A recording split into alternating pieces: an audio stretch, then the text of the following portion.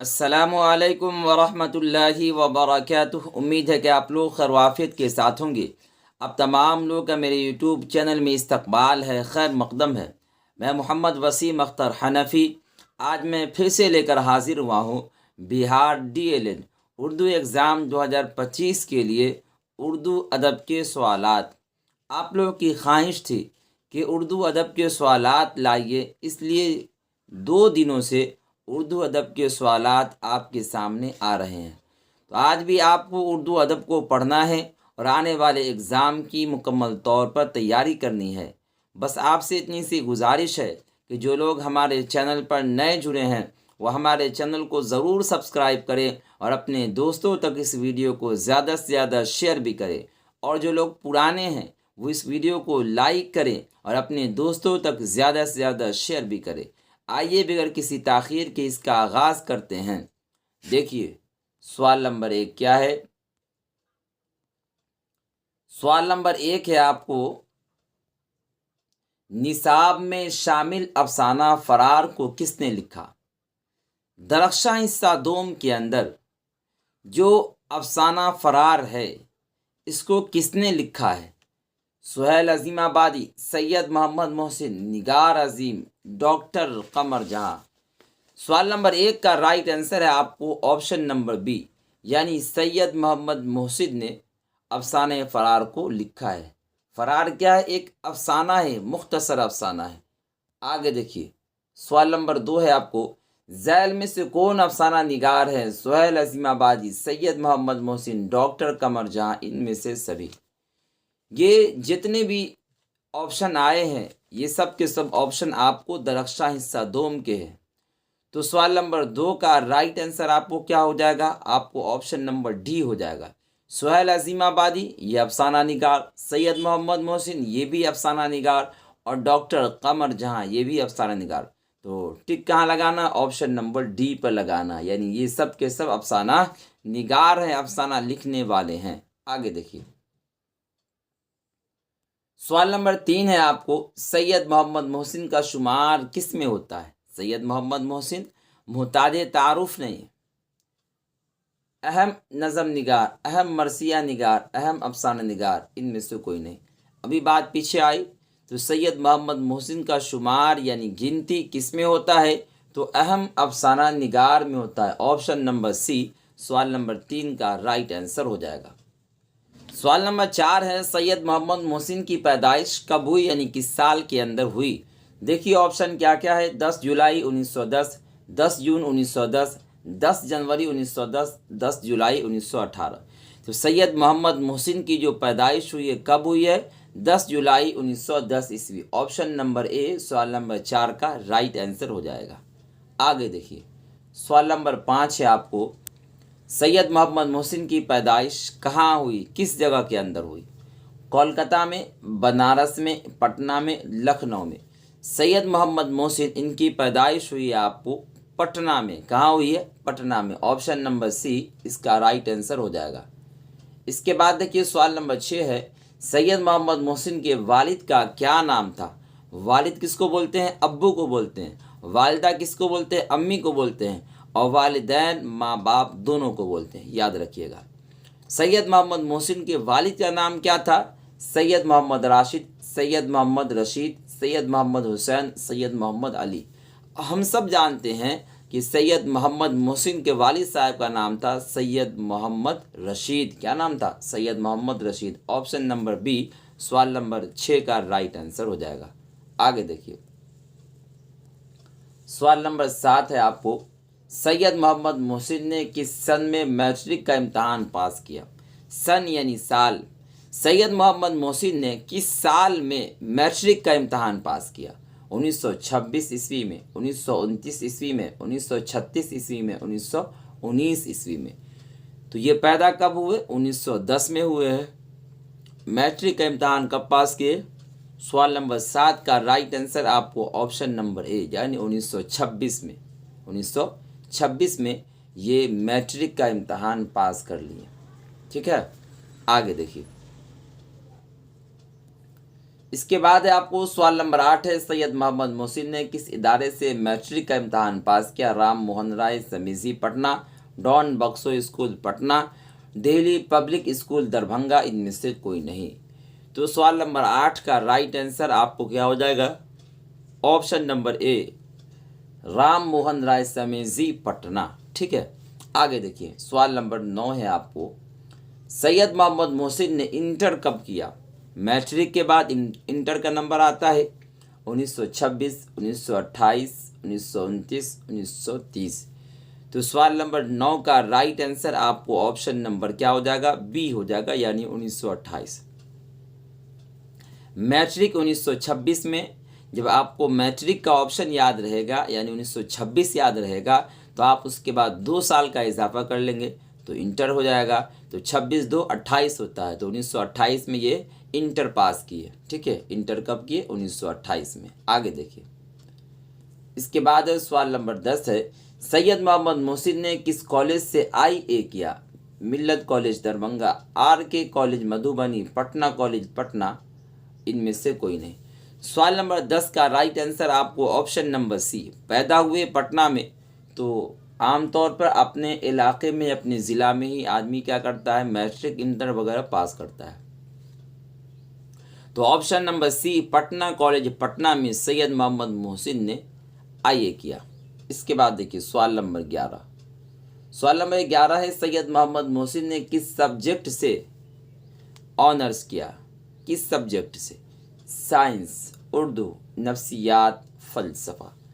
तो सवाल नंबर 11 का राइट आंसर आपको ऑप्शन नंबर सी है, यानी नफ्सियात। क्या हो जाएगा? नफ्सियात।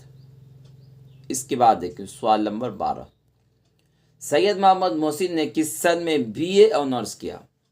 किस साल के अंदर BA ऑनर्स किया? किसने? सैयद मोहम्मद मोहसिन ने। 1932, 1931, 1933, 1936। तो सवाल नंबर 12 इसका राइट आंसर है आपको ऑप्शन नंबर बी, है ना, यानी 1931। 1926 में मैट्रिक 2 साल इजाफा कर दे तो इंटर, यानी 1928, और BA 3 साल का होता है, तो 1928 में आप 3 साल का इजाफा करेंगे तो 1929 हो गया। लेकिन अब जो है 3 की जगह 4 साल हो गया। ठीक है, तो सैयद मोहम्मद मोहसिन ने किस सन में BA ऑनर्स किया? तो 1931 ईस्वी। ऑप्शन नंबर बी इसका राइट आंसर हो जाएगा। आगे देखिए,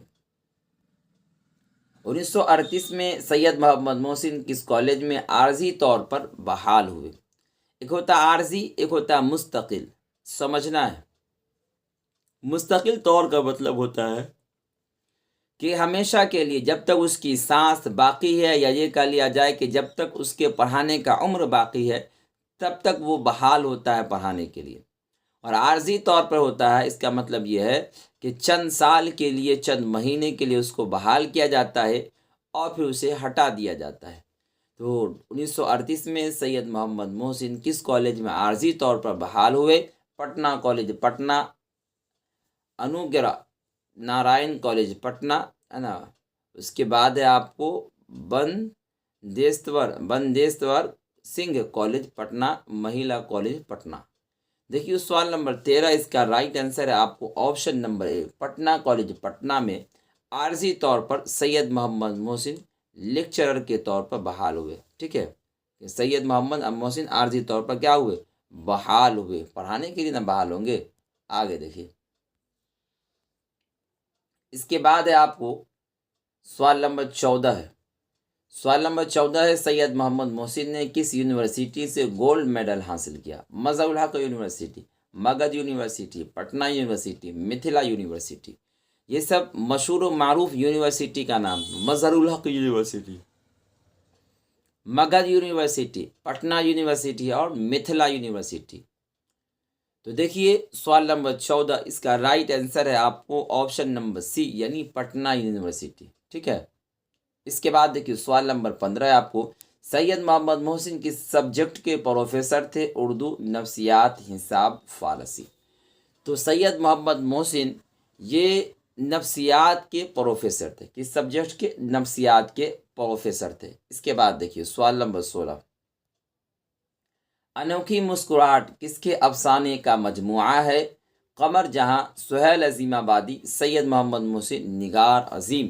सवाल नंबर 16 इसका राइट आंसर आपको ऑप्शन नंबर सी यानी सैयद मोहम्मद मोहसिन। इसके बाद देखिए सवाल नंबर 17 है आपको, सैयद मोहम्मद मोहसिन का कौन सा अफसानवी मजमुआ मकबूल व मारूफ हुआ। कौन सा अफसानवी मजमुआ, मकबूल किसको बोलते हैं, जो लोग जिसको लोगों ने कबूल कर लिया हो, मारूफ यानी मशहूर हो गया हो। यानी सैयद मोहम्मद मोहसिन का कौन सा अफसानवी मजमुआ मकबूल हुआ और मशहूर हुआ, मारूफ हुआ। देखिए ज़ख्म के फूल, अनोखी मुस्कुराहट, दोनों इनमें से कोई नहीं। सवाल नंबर 17 इसका राइट आंसर आपको ऑप्शन नंबर बी यानी अनोखी मुस्कुराहट। ये सैयद मोहम्मद मोहसिन का बहुत ज़्यादा मकबूल व मारूफ हुआ था। आगे देखिए सवाल नंबर 18 है आपको, अनोखी मुस्कुराहट की कहानियाँ किस नौइयत की है, किस किस्म की है। फ़लसफ़ी नौइयत, माफ़ौक़ुल फ़ितरत नौइयत, नफ्सियाती नौइयत, इनमें से कोई नहीं। सवाल नंबर 18 इसका राइट आंसर आपको ऑप्शन नंबर सी हो जाएगा यानी नफ्सियाती नौइयत की कहानी है। किस नौइयत की, नफ्सियाती नौइयत की, ऑप्शन नंबर सी इसका राइट आंसर। आगे देखिए सवाल नंबर 19, ज़ख्म का फूल किसका मजमुआ है। निगार अजीम, कमर जहां, सुहेल अजीमाबादी, सैयद मोहम्मद मोहसिन। सवाल नंबर 19 इसका राइट आंसर आपको ऑप्शन नंबर डी हो जाएगा यानी सैयद मोहम्मद मोहसिन का एक मजमुआ है जिसका नाम है ज़ख्म के फूल। आगे देखिए सवाल नंबर 20 है आपको, सैयद मोहम्मद मोहसिन की कुल कितनी औलादें थी। 6, 7, 3, 1। तो सवाल नंबर 20 इसका राइट आंसर आपको ऑप्शन नंबर बी यानी इनके जो कुल औलाद थी या थे वो 7 थे। कितने थे, 7 थे। सवाल नंबर 20 इसका ऑप्शन नंबर बी हो जाएगा यानी 7 थे। ठीक है, आगे देखिए, आगे आपको सैयद मोहम्मद मोहसिन को कितनी बेटियां थी। देखिए 4, 1, 3, 2।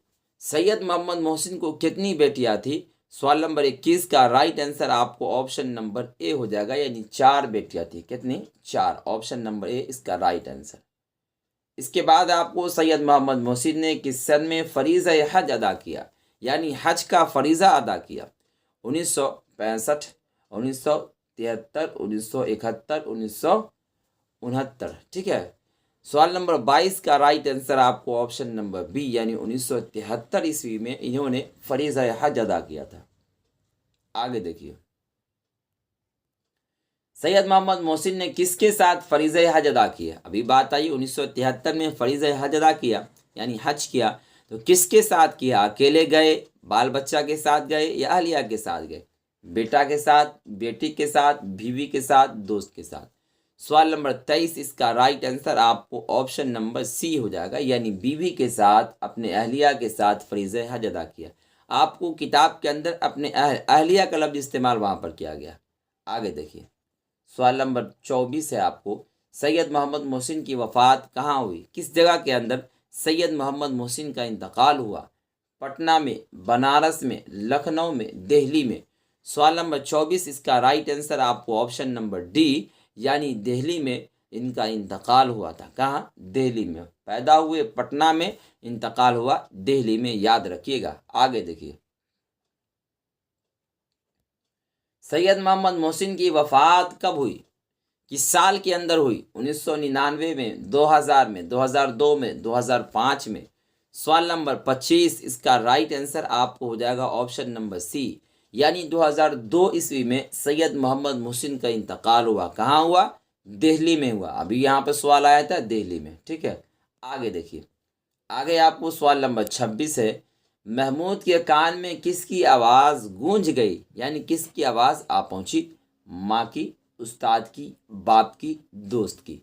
सवाल नंबर 26 इसका राइट आंसर आपको ऑप्शन नंबर ए हो जाएगा यानी माँ की। माँ की करख्त आवाज़ महमूद के कान में गूंज उठी थी। ठीक है, महमूद के कान में गूंज उठी थी। करख्त आवाज़ यानी सख्त आवाज़। ठीक है, महमूद के कान में किसकी आवाज़ गूंज उठी, तो माँ की आवाज़ गूंज उठी। आगे देखिए, महमूद कमरा में क्या कर रहा था, कुरान पढ़ रहा था, गेम खेल रहा था, सो रहा था, हिसाब बना रहा था। सवाल नंबर 27, इसका राइट आंसर आपको ऑप्शन नंबर डी। ये अपने कमरे में, अपने रूम में हिसाब बना रहा था, है ना। क्या कर रहा था? अपने कमरे में हिसाब बना रहा था। आगे देखिए सवाल नंबर 28 है आपको, महमूद भागा हुआ किसके पास आया? बाप के पास, माँ के पास, दोस्त के पास, इनमें से कोई नहीं। महमूद भागा हुआ किसके पास आया? सवाल नंबर 28, इसका right answer option number B, माँ के पास।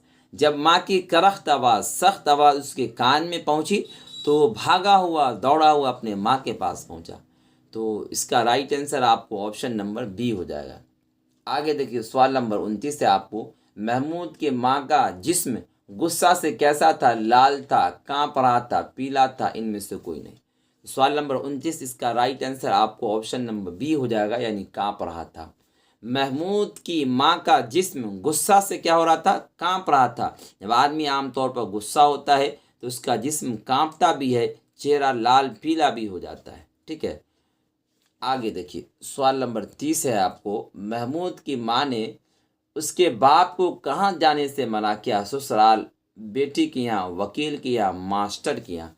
सवाल नंबर 30, इसका राइट आंसर आपको ऑप्शन नंबर सी, यानी वकील के यहाँ जाने से महमूद की माँ ने अपने शौहर को मना किया था। ठीक है, महमूद की माँ ने उसके बाप को, यानी महमूद के बाप को कहाँ जाने से मना किया था? तो वकील के यहाँ जाने से मना किया था, याद रखिएगा। इसके बाद है आपको सवाल नंबर 31 है, महमूद की माँ ने किसको हजारों गालियाँ दी? महमूद की माँ ने किसको हजारों गालियाँ दी? महमूद को, महमूद के बाप को, महमूद के दोस्त को, वकील को। सवाल नंबर 31, इसका राइट आंसर आपको ऑप्शन नंबर डी हो जाएगा। क्या हो जाएगा? यानी वकील को हजारों गालियाँ दी। आगे देखिए, महमूद कितने साल का था तो उसके वालिद का इंतकाल हो गया? कितनी उम्र का था कि उनके वालिद साहब का इंतकाल हो गया? 15, 7, 10, 8, है ना। तो सवाल नंबर 32, इसका राइट आंसर आपको क्या हो जाएगा? ऑप्शन नंबर सी, यानी सिर्फ और सिर्फ 10 साल का था तो इनके वालिद साहब का इंतकाल हो गया था। सिर्फ और सिर्फ कितने साल का था? 10 साल का था तो इनके वालिद का इंतकाल हो गया था। आगे देखिए सवाल नंबर 33 है, महमूद कहाँ रहता था? महमूद कहाँ रहता था? यूनिवर्सिटी के हॉस्टल में, घर पर, दोस्त के घर, लॉज में। तो सवाल नंबर 33, इसका राइट आंसर आपको ऑप्शन नंबर ए, यानी यूनिवर्सिटी के हॉस्टल में महमूद रहता था। क्यों रहता था? तो पढ़ने के लिए रहता था। आगे देखिए, आगे आपको, जहाँ लड़के और लड़कियों की यकजा तालीम होती है उसे क्या कहते हैं? हॉस्टल। को एजुकेशन, इनमें से कोई नहीं। सवाल नंबर 34, इसका राइट आंसर आपको ऑप्शन नंबर बी, क्या हो जाएगा? ऑप्शन नंबर बी हो जाएगा सवाल नंबर 34 का। ठीक है, को एजुकेशन। आगे देखिए, इसके बाद है आपको, खालिदा महमूद की कौन थी बीवी, माँ, क्लास साथी, दोस्त? खालिदा महमूद की कौन थी? सवाल नंबर 35, इसका राइट आंसर आपको ऑप्शन नंबर सी हो जाएगा, यानी क्लास साथी थी। क्या थी? क्लास साथी थी। सवाल नंबर 35 का राइट आंसर आपको ऑप्शन नंबर सी हो जाएगा। इसके बाद देखिए सवाल नंबर 36 है, अजीम ने महमूद को शाम में कहाँ आने को कहा था? अपने घर पर, हॉस्टल में, नुमाइश में, होटल में। तो सवाल नंबर 36, इसका राइट आंसर आपको ऑप्शन नंबर सी हो जाएगा, यानी नुमाइश में, है ना। अजीम ने महमूद को शाम में आने को कहा था। आगे देखिए सवाल नंबर 37 है, महमूद ने अजीम को क्या उज़्र पेश किया? पैसे का, दूरी का, तबीयत की खराबी का, पढ़ाई का। सवाल नंबर 37, इसका राइट आंसर हो जाएगा आपको ऑप्शन नंबर सी हो जाएगा। तबीयत की खराबी का उज़्र पेश किया कि अजीम मैं बीमार की वजह से, तबीयत की खराबी की वजह से नुमाइश पर नहीं पहुंच पाया। तो ऑप्शन नंबर सी इसका राइट आंसर हो जाएगा सवाल नंबर 37 का। देखिए सवाल नंबर 38 है आपको, यूनिवर्सिटी की तालीम के बाद महमूद को कौन सी नौकरी मिली? डिप्टी कलेक्टर, इंजीनियर, मास्टर, इनमें से कोई नहीं। यूनिवर्सिटी की तालीम के बाद, यानी जब तालीम मुकम्मल कर लिया तो उसके बाद महमूद को कौन सी नौकरी मिली? तो इनको जो नौकरी मिली थी वो डिप्टी कलेक्टर की नौकरी मिली थी। किसकी मिली थी? डिप्टी कलेक्टर की नौकरी मिली थी। देखिए 38 सवालात आज हमने उर्दू अदब के हल करवाए। अल्लाह के फजलो करम से आज का ये चैप्टर तमाम हुआ, मुकम्मल हुआ। अगर आपको ये वीडियो पसंद आती है तो आप इसे लाइक करें, और जो लोग हमारे चैनल पर नए जुड़े हैं वो हमारे चैनल को ज़रूर सब्सक्राइब करें और अपने दोस्तों तक इस वीडियो को ज़्यादा से ज़्यादा शेयर भी करें। और जिन लोगों को फ्री में PDF चाहिए वो हमारे टेलीग्राम चैनल से जुड़ जाएं ताकि उन्हें फ्री में PDF भी मिल सके। आज के लिए इतना ही। फ़कत वस्सलाम।